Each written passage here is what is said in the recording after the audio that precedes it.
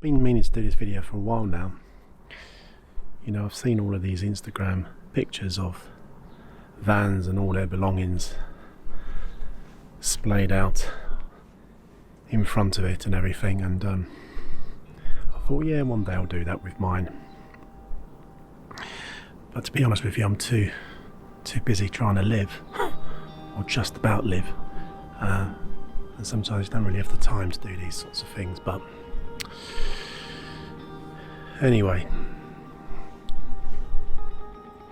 this video gives you a fairly in-depth view of what I deem necessary to have and live with in my van. Bearing in mind I've lived in my van for over 4 years now, and prior to the Romania trip, taking aid over for the Ukraine, I stripped it out, and when I took everything out I realised that I was taking out the best part of 4 years of living, and I was quite shocked as to how much there was. There was a lot of stuff in there, and it really did sort of take me aback somewhat. So I promised myself that when I put everything back in, I'll try and strip things down and try and keep to the minimum. I don't think that's necessarily been the case. You know, there are 5 bags of rubbish over my shoulder.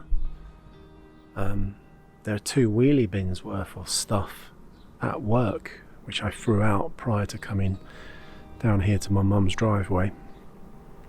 So I have got rid of some stuff, but what's on that driveway now is basically everything that I think is necessary. And to be honest with you, there are some bits in there that even as I was going through it all, I was thinking, yeah, haven't used that in a few years, haven't used that, etc.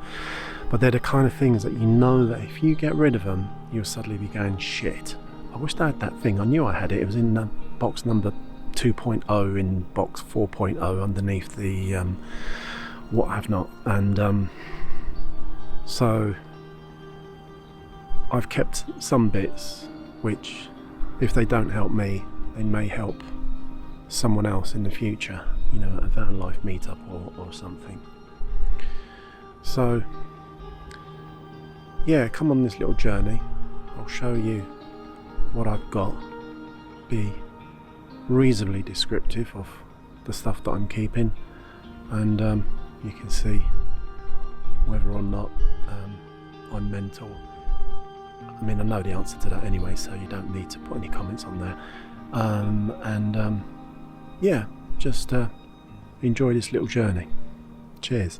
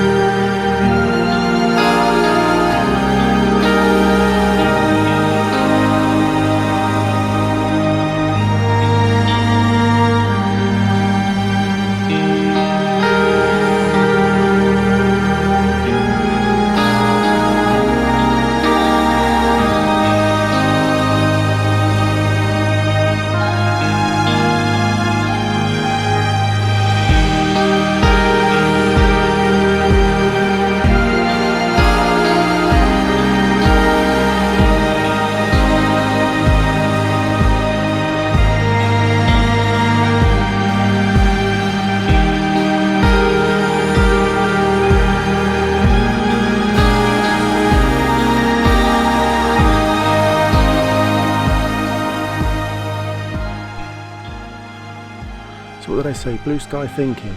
I always talk about blue sky thinking. You know, if you didn't have any barriers, anything in the way, what would you do? What would you change? And here I am looking at all this shit over my mum's driveway thinking, yeah, I haven't really changed that much. But yeah, let's talk through what's here over my shoulder behind me. There we go, let's go right up there. Probably not a flattering view. Hopefully you can hear me as well. But there you go, this is everything behind me and what I'm keeping. Basically everything to that's just in front of the doors is stuff that basically goes in the habitation part. So everything from that red bag and the water container and the power oak down to my left here, and everything behind me, that all lives in the habitation area. And everything to the other side of that, going all the way to where the bike is, all of that lives in the garage. Okay, so let's have a little bit more of a descriptive view and see what we've got. So everything now over my shoulder is what goes in the habitation part of the van. So that is everything from clothes, shoes, coats, jackets, towels, blankets,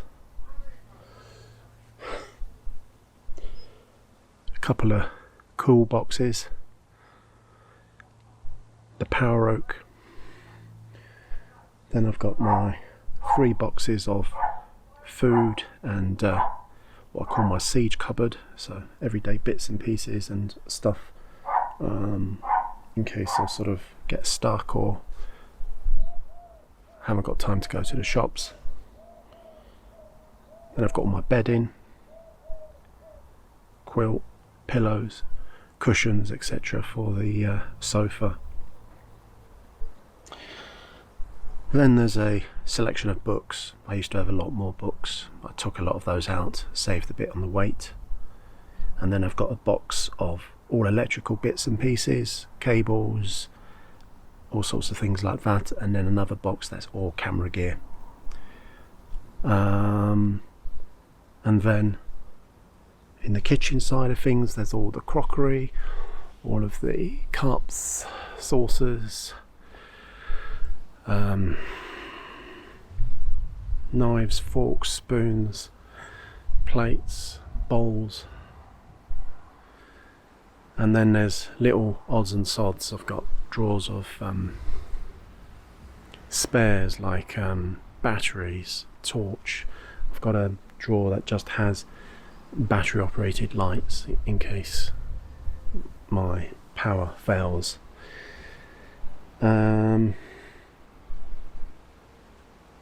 That's about it. A toilet, portaloo, see the drone, the paintings, pictures that go up on the wall, and just sort of little knickknacks, little keepsakes and stuff that kind of make it home. So that's everything that goes in the habitation area. Over my shoulder is everything that's going in the garage. Okay, so what we're looking at primarily is a bike, push bike, just there, and I then have 2 large sort of trunks or storage cases.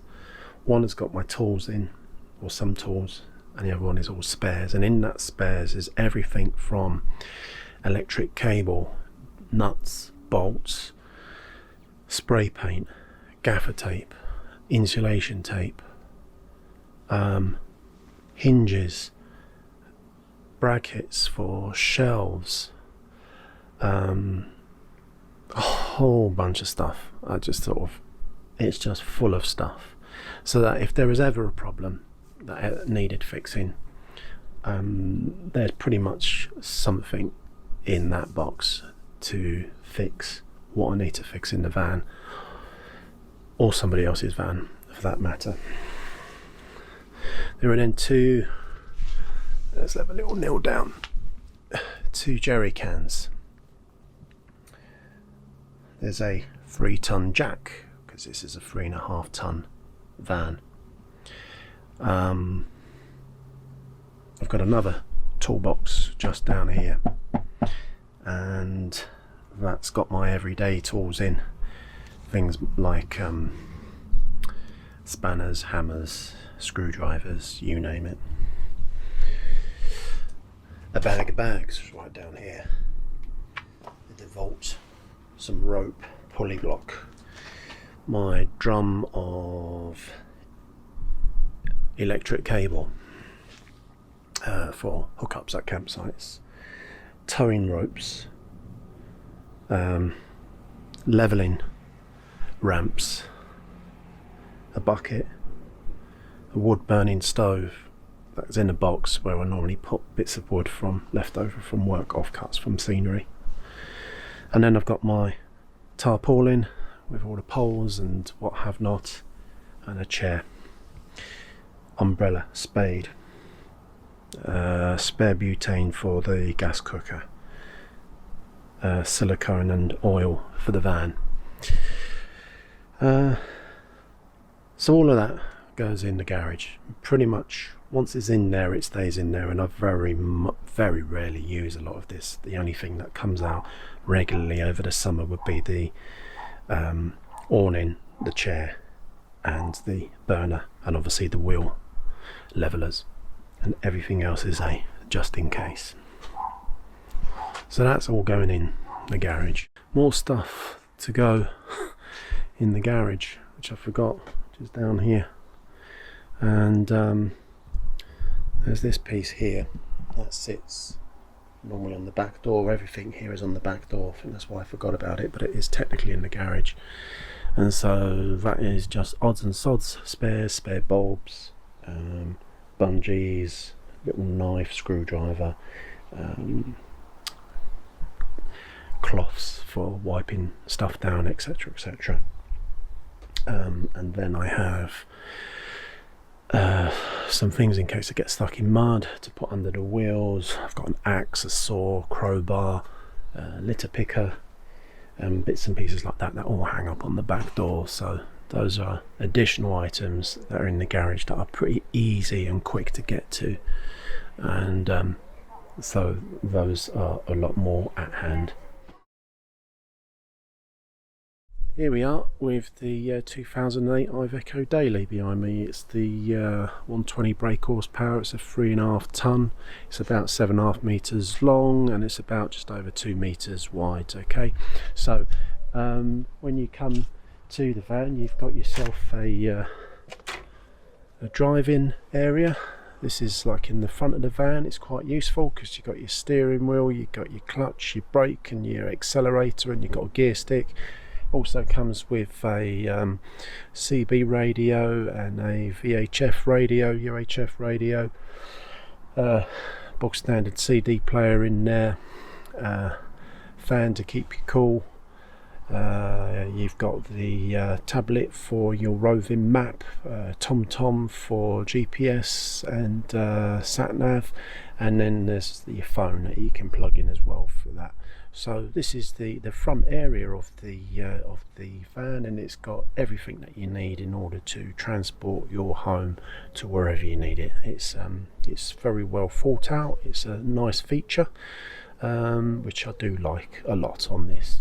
So from there you can actually get into the back of the van through a slidey partition, or if not, you just come in here through the doorway. And let's see if I can walk up these stairs backwards and not fall arse over tit. But as we go up the stairs into the van, as you can see behind me is a very nice laid out, quirky, some might say. I'd like to say quirky, you know, it's a home that is designed for a 6'2" man single, and this is how it's laid out. It's a bit of a bachelor pad, if anything, and you've got your single bed at the back there, which is raised above the garage. Next door to that, you've got a load of wardrobes, so you've got all of your stuff there for putting away your clothes and bits and pieces. We'll come back a little bit there, you can see that over my shoulder. Down in the bottom there, you've got an area for your portaloo, your toilet, and as we come forward, as you can see that the bed is over the garage. You've got some storage here to get to the food and all of the bits and pieces. But then what's quite nifty about this accommodation is that you've got this panel here. This is velcro, this comes away, and then you can access the garage from inside, which is an absolute treat. And as we turn around, you can see now back to the front of the living area. So that at the back is your bedroom area, and then as you come into the front, you've got this gorgeous light feature, changes colours, does all of that. As you can see there, you've got the slidey door feature, slidey in and out of the cab, so you don't need to get out in the rain. And just over here behind me, you've then got the main sort of kitchen area. Yes, nice sort of Welsh stroke French dresser, whatever you want to call it, and you've got plenty of storage for your pots and pans and all your bits and bobs, and your cooker and everything. Underneath here, underneath the chopping board, there's a sink, so you can do your morning ablutions and whatnot. And you've then got some lovely storage shelves there. Right at the end here, you've got a nice little fridge area and everything, little cool box underneath there. And then opposite, you then have the room divider, which is a unique feature of this living space. It sort of separates the bedroom area to the living area, the living room area. So you've got this lovely bookshelf idea here, which separates the two spaces. And then you have this gorgeous, comfortable couch here, and this really nice long couch.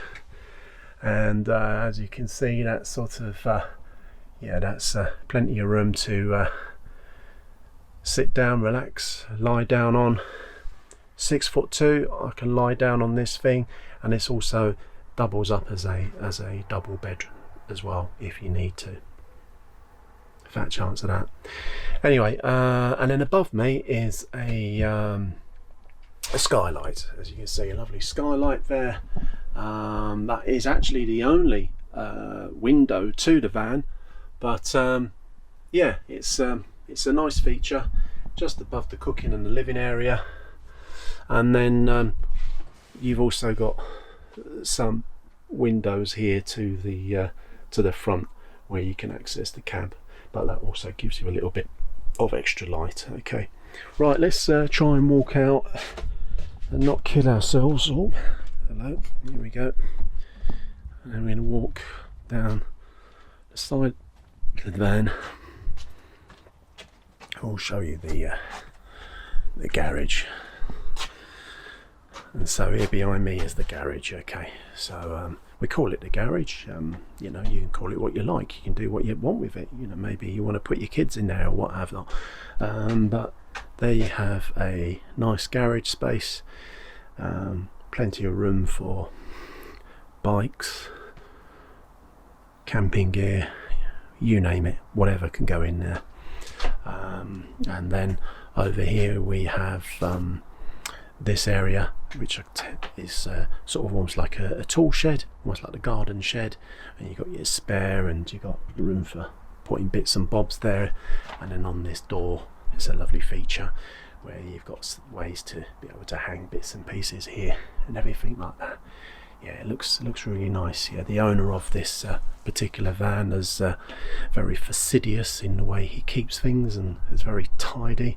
It shows in the way that the van is built, and you know, he's gone through a lot of things, yeah, he's gone through a lot of fucking things actually. But anyway, let's digress. But it's yeah, it's gorgeous. It's a lovely space, and it's ready for its owner to make its mark on it. What's really nice, I love this feature, is the wall here of all of the places and people that he's seen. I don't know whether they're his mates or not, you know, probably not, or pretend to be, I don't know.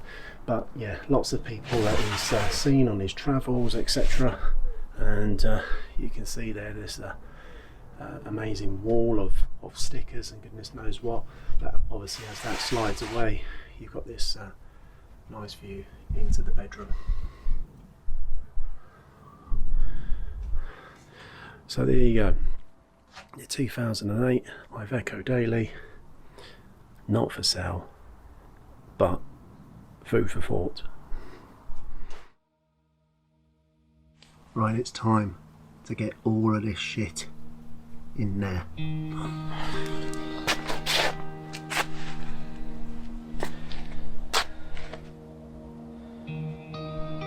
Right, let's do it.